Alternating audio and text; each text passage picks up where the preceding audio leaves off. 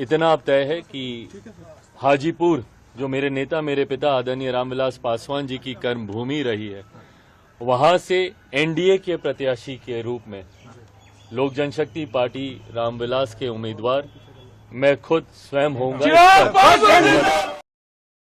चिराग पासवान हाजीपुर से ही लोकसभा चुनाव लड़ेंगे।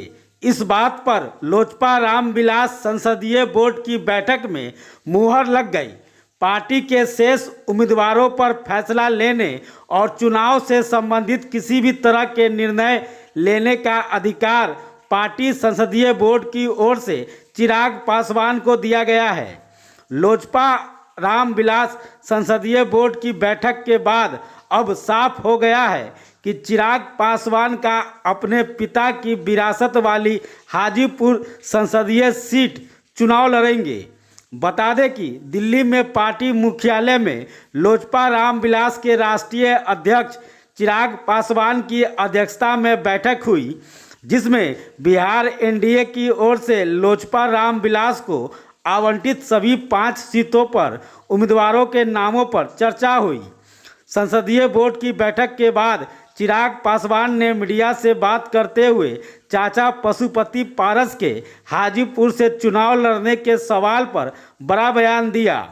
उन्होंने कहा कि मैं हर चुनौती को लेकर तैयार हूं और मुझे कहीं कोई कठिनाई नहीं, लेकिन उन्होंने कहा कि हम मरते दम तक प्रधानमंत्री के साथ रहेंगे। अब इसके बाद पूरी तरीके से हम लोग बिहार में अब कूच कर जाएंगे और आने वाले दिनों में एक बड़े रन की ओर हम लोग अग्रसर हो रहे हैं। लक्ष्य हम सबका है 400 से ज्यादा सीटें जीतने का।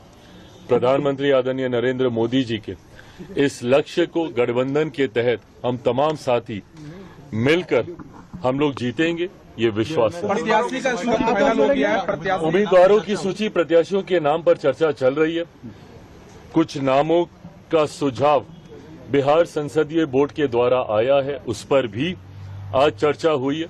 पर मुझे लगता है अगले 2 से 4 दिन में तमाम नामों पर सहमति बन जाएगी। 5 सीटों के प्रत्याशियों के नामों पर सहमति बन जाएगी और 4 से 5 दिन के भीतर उसकी घोषणा भी कर दी जाएगी। हाजीपुर लड़ रहे हैं आप, हाजीपुर से चुनाव लड़ेंगे, आप कहां से लड़ेंगे? हाजीपुर के लिए ये एक सहमति जरूर हुई है और आज भी केंद्रीय संसदीय बोर्ड में भी इस बात को लेकर औपचारिक मुहर लगा दी गई है। इतना अब तय है कि हाजीपुर जो मेरे नेता मेरे पिता आदरणीय रामविलास पासवान जी की कर्मभूमि रही है, वहां से एनडीए के प्रत्याशी के रूप में लोक जनशक्ति पार्टी रामविलास के उम्मीदवार मैं खुद स्वयं होऊंगा।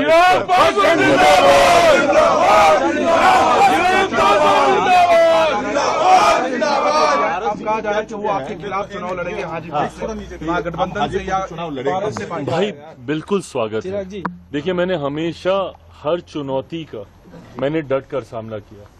ना मैं किसी चुनौती से कभी घबराया, ना कठिन विपरीत परिस्थितियों में ना मैं कभी विचलित हुआ। ऐसे में इस चुनौती को भी मैं पूरी तरीके से स्वीकार करता हूं।